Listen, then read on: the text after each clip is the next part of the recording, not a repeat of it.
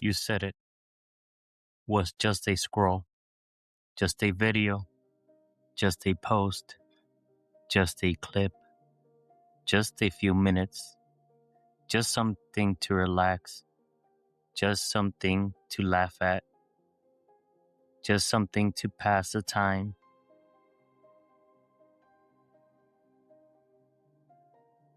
But somehow, you looked up, and the thing you call harmless had your attention. Then it had your mood. Then it had your appetite. Then it had your thoughts. Then it owned your mirrors. Then it had your insecurities. Then it had your discipline sitting in the corner, waiting for you to remember who was supposed to be in charge.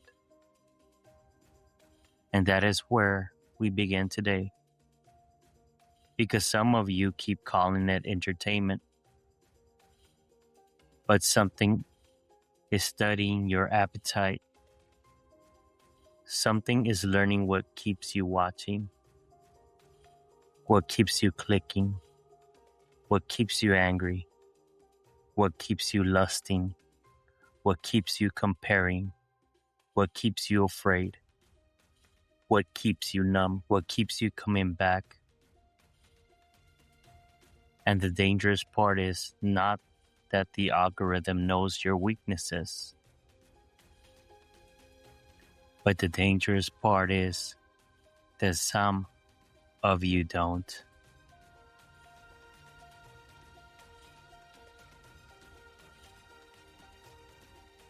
Welcome back to the Eminence Legacy podcast. I'm Jose Luis Cadena. Stop letting the world lead you. In part 1, we said the world can get loud, but it does not get to lead you. In part 2, we dealt with reaction. We said if everything can trigger you, anything can lead you. And today, we go after something deeper. Not just what triggers you, what trains you, what feeds you, what studies you, what slowly shapes your appetite while you keep telling yourself, it's not that serious. But legacy builders know better, because anything that gets repeated access to your attention will eventually try to influence your direction. So let's talk about it. The problem is not the phone. The problem is not the app. The problem is not the platform. The problem is not the algorithm by itself. We are not doing that. We are not creating victims. We are not blaming technology because we lack discipline.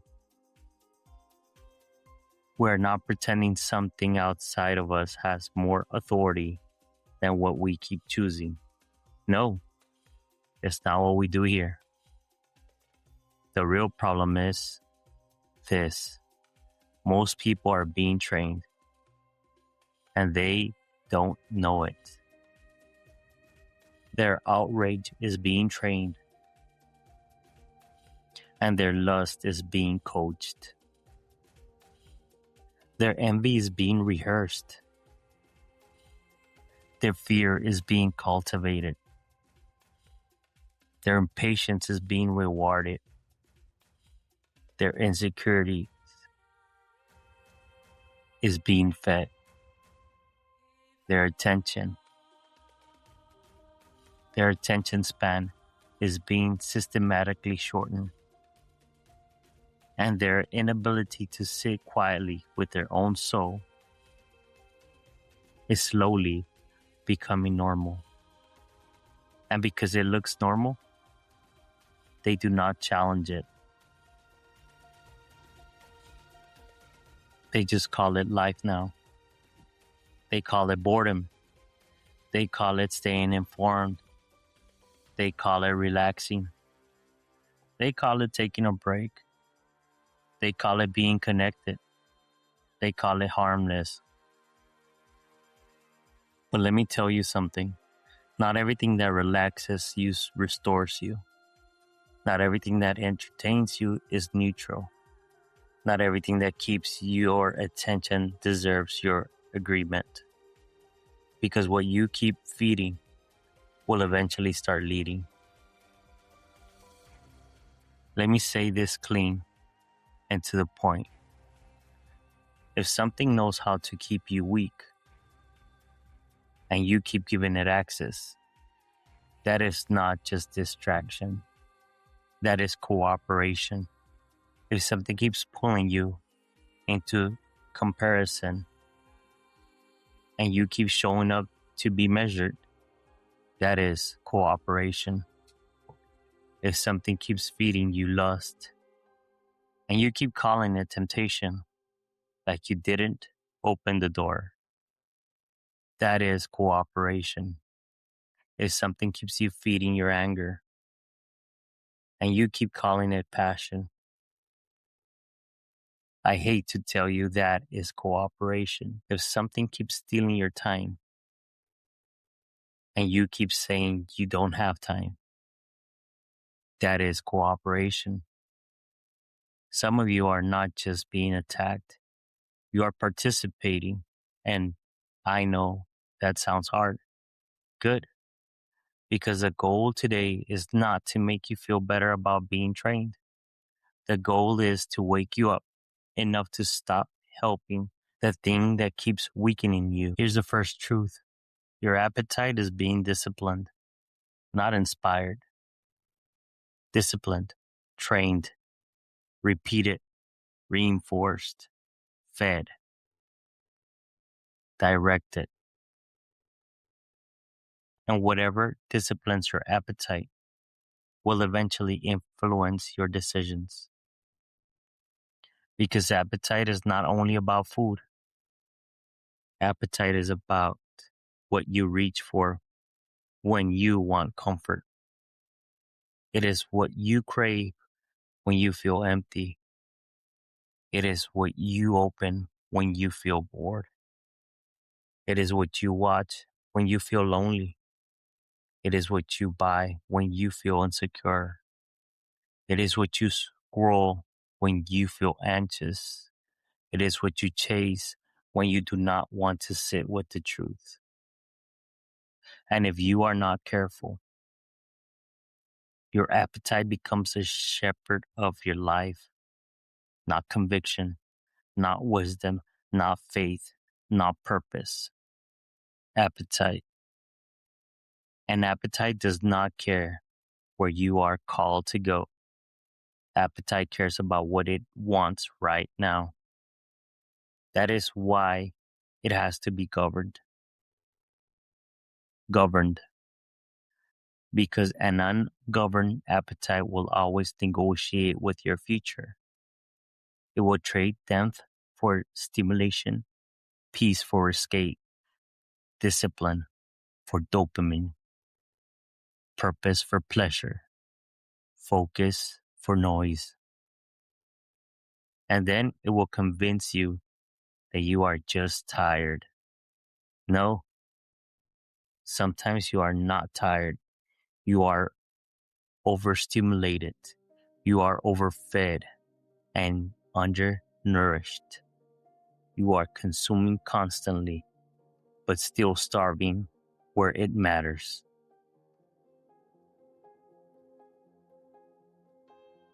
Let me stop you right there.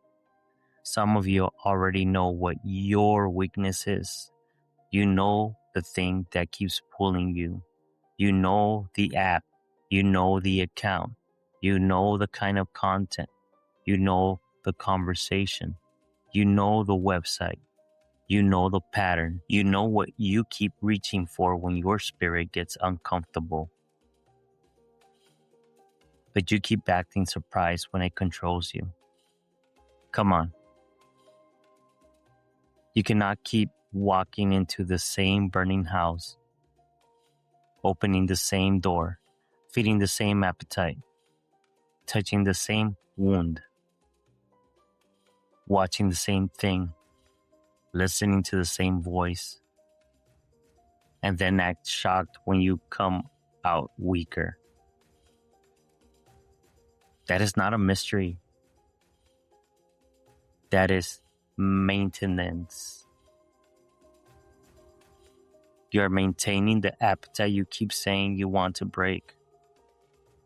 That line might bother you. Let it. Let it make you discomfortable.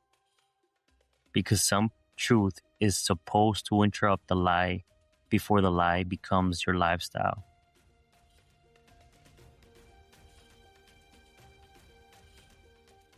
The algorithm does not need your permission if it has your pattern.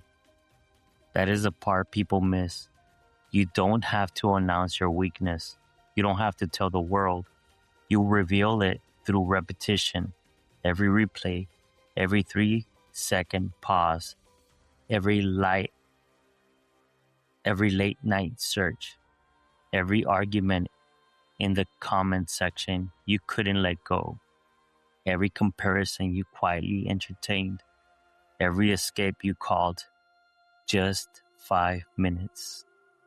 What you share, what you keep going back to, what you compare your private life to, what you feed on when you are exhausted, lonely, angry, restless, and desperate for escape. That is data. But it is also discipline. It is a trail.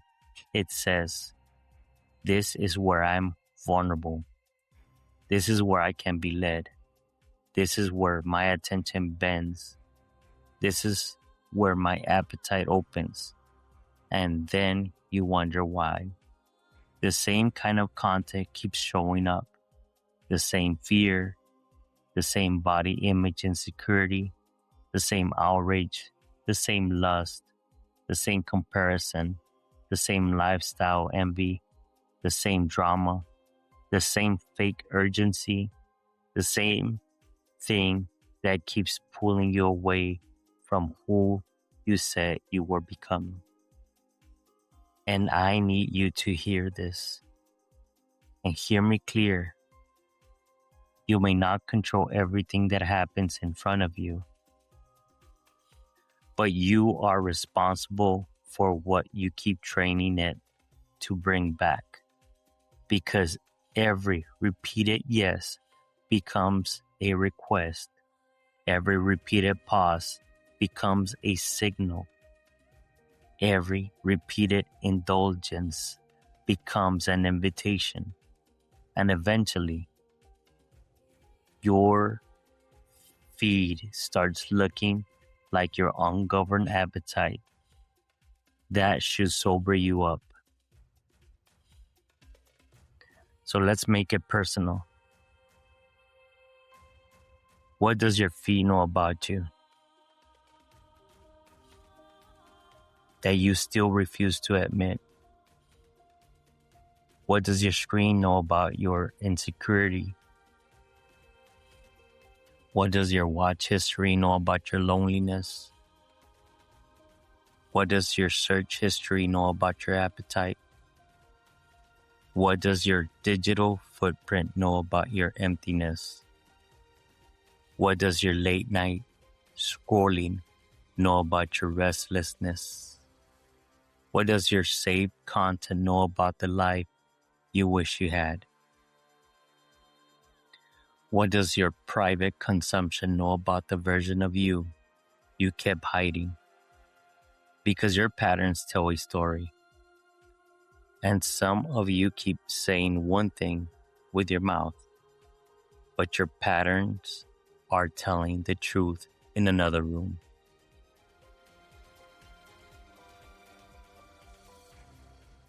You say you want peace, but your inputs are chaos. You say you want discipline, but your habits keep feeding escape. You say you want clarity, but your mind is flooded every night. You say you want confidence, but you keep drinking comparison.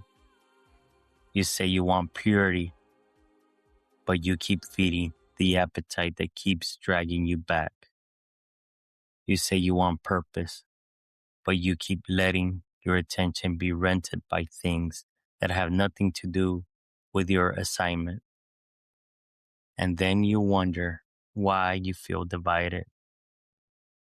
You're not divided by accident.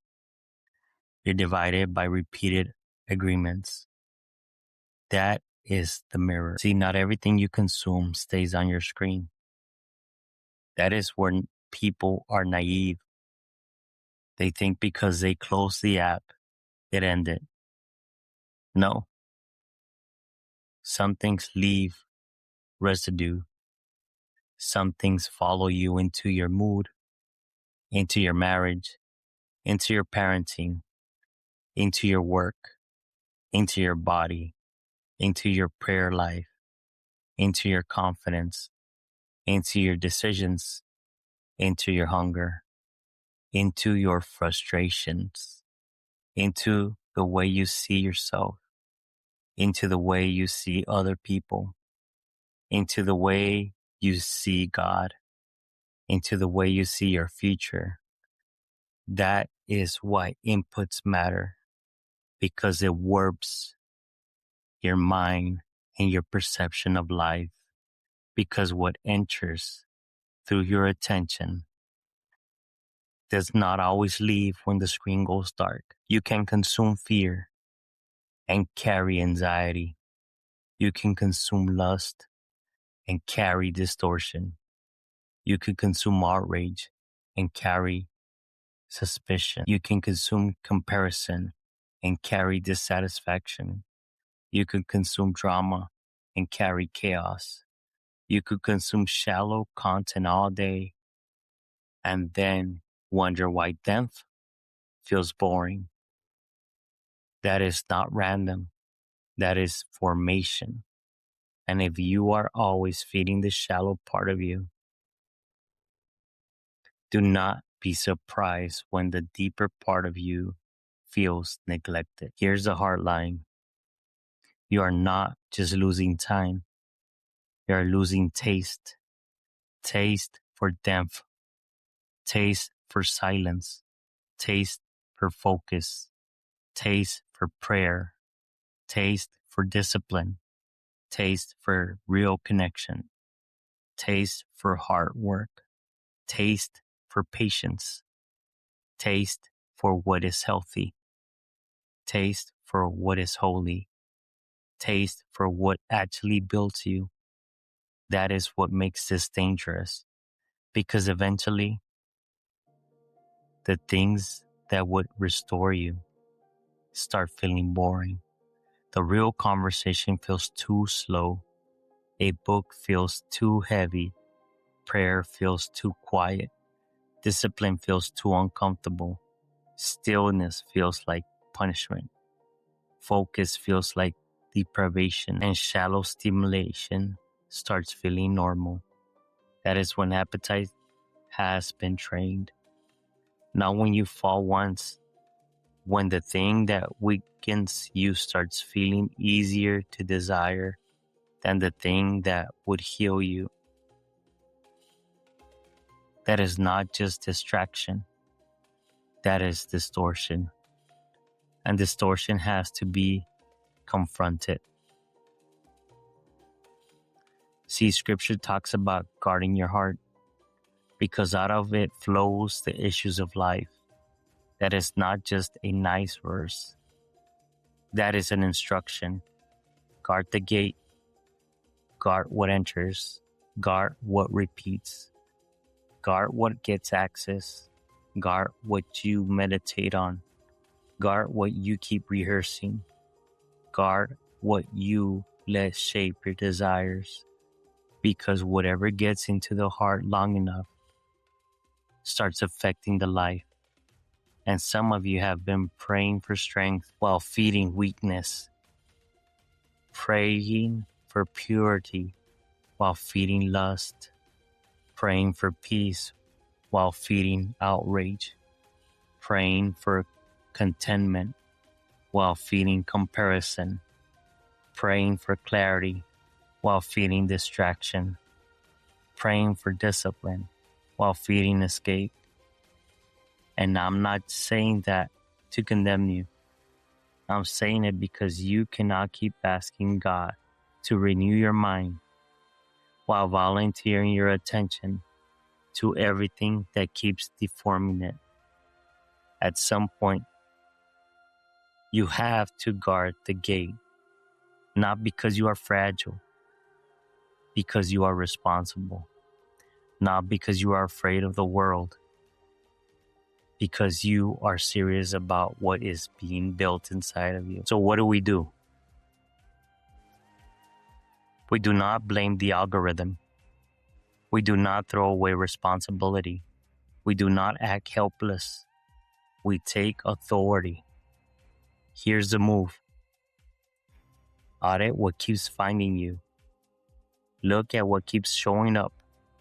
What keeps appearing on your feed? What keeps pulling your eyes? What keeps raising your anger? What keeps feeding your insecurity? What keeps stirring your lust? What keeps making you compare? What keeps making you restless? What keeps making you numb? That is not just content. That is a signal. Your feed may be revealing what your appetite has been training. So pay attention. Starve one appetite that has been leading you, not 10. 1. Starve comparison. Starve lust. Starve outrage. Starve voyeurism. Starve the drama. Starve the late night low-key validation seeking that keeps convincing you you're still not enough. Pick one and starve it. Not forever as a slogan. This week, as proof, remove the access. Unfollow the account. Delete the app. Block the site. Turn off the notification. Change the environment. Stop pretending willpower is enough when access is wide open. If the door keeps leading you back to the same weakness, stop calling it discipline and close the door. Feed what you say matters. You cannot only starve the wrong thing. You have to feed the right thing.